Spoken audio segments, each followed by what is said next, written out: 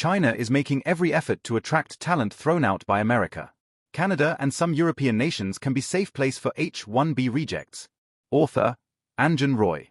Donald Trump's high fees for H-1B visas are a serious headache for India, not just for the sake of its impact on India's IT sector and services exports to USA. This is a huge worry for the overall security environment and strategic diplomatic scenario for India. Among others, if China is able to capture a good number of the cream of top talent into that country, it should be able to more effectively wrest its defense technological lead over the United States in a shorter time.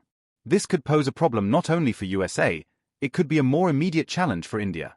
Referring to the crackdown on immigrant scientists and technology personnel under Trump, CNN quoted a leading Chinese scientist who has since migrated to his homeland. Chinese universities are bending over backwards to actively take advantage of this opportunity presented to them as a gift from a perceived adversary. Already, overseas educated scientists were returning to China, and this was a robust trend, perhaps an irreversible one. The initiative to develop indigenous science and technology base is being driven relentlessly by none other than the Chinese President Xi Jinping himself. He has been associated with encouraging and recognizing Chinese scientists and researchers for a long time now. Chinese display of leading-edge technology and high-tech defense products at a recent military display recently is only the tip of the iceberg. Basically, China has two major factors contributing to such a result. First is the political commitment to develop indigenous technology and science base for the country at the highest level. I is quoted as saying a nation thrives when its science and technology grows. When USA is restricting entry of foreign talent through restrictive visa regime, China is supposedly introducing a new visa regime for prominent and young scientists and technology personnel through what is known as a K-visa program.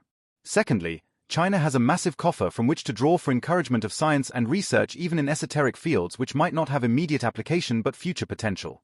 Chinese institutions and research bodies inviting applications from leading experts in areas like AI, robotics, and network security are offering packages running up to $500,000. With these clear directions from the top, China is seeking to offer lucrative positions and facilities to these talented people caught in Trump administration's crossfire and anti-immigration psychosis.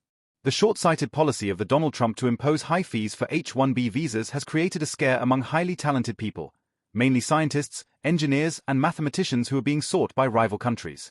In the situation, instead of cribbing and whining about the actions and omissions of the Trump administration, India should review the entire situation on a war footing and place schemes and funds for attracting these talents if they seek relocation from the United States. This is because the effort to attract top talent could be extremely competitive and expensive as well. Already, USA's northern neighbor, Canada, is on the offensive. Canada's new Prime Minister, Mark Carney, spoke before the Council on Foreign Relations in Washington this week and clearly mentioned that the change in the US visa regime have been noticed. He said, "Maybe, we can take some of those displaced." Carney is pitching Canada as a natural choice for those affected by the visa changes as a new home and place to pursue their projects. The country has plenty of world-class institutions and research organization which will be happy to welcome those looking out. Germany is another and hoped the top talent displaced from USA would consider his country as an alternative. The German envoy to India is particularly appreciative of the roles played by Indians in the development of the Silicon Valley companies and broadly in the research institutions, universities, and elsewhere. Of the countries now on the offensive to seek top talent, the country which is emerging as the most hotspot is China. This is because China has the money and the network of institutions across the country to accommodate scientists and engineers and those in the STEM sector. China is primarily aiming for expatriate Chinese. However, it is equally welcoming to specialists of other countries. China is fearfully fast in developing its technology base, in particular in defense-related and military applications. However, there is no alternative to this if India wants to remain as a player in the international scene, a major economy, and above all, as a center for innovation and development.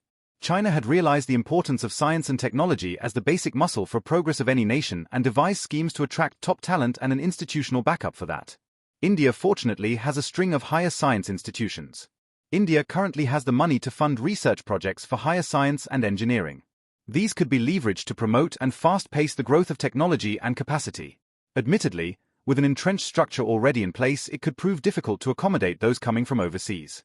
However, lateral entrants could be placed in fresh positions and integrated into the system.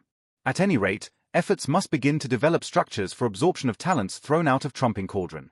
The younger entrants into the talent pool could at least be lured to stay back home than make an immediate beeline for some promised dreamland.